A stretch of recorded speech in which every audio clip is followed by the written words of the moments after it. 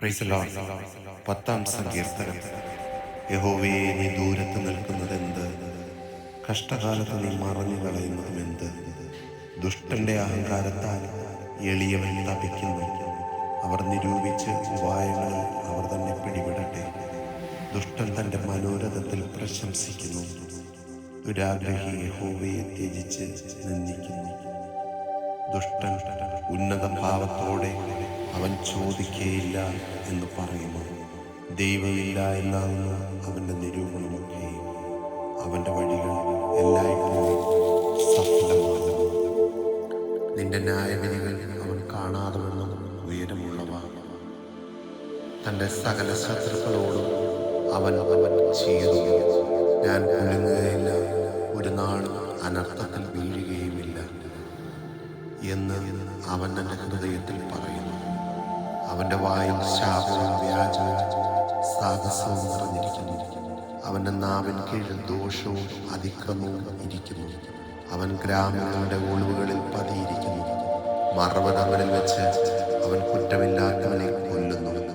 അവൻ രഹസ്യമായി അഹതിയുടെ മേൽ കണ്ണുവെച്ചിരിക്കുന്നു. സിംഹം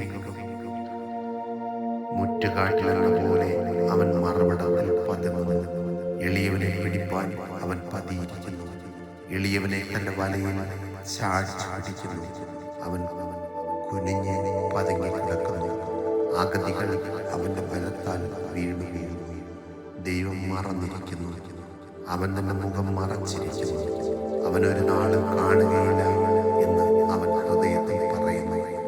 യഹോവേ, എഴുന്നേൽക്കണമേ. ദൈവമേ, തൃക്കൈ ഉയർത്തണമേ. എളിയവനെ മറക്കരുതേ. ദുഷ്ടൻ ദൈവത്തെ നിന്ദിക്കുന്നതും നീ ചോദിക്കുകയില്ല എന്ന് തൻ്റെ ഉള്ളിൽ പറയുന്നത് എന്തിന്? നീ അത് കണ്ടിരിക്കുന്നു.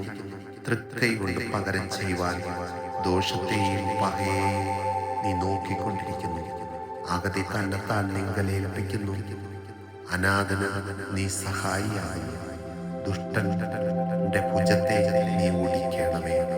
ദോഷിയുടെ ദുഷ്ടത ഇല്ലാതെയാവുകയുള്ളൂ. അതിന് പ്രതികാരം ചെയ്യണമേ. യഹോവ എന്നേക്കും രാജാവാകുന്നു.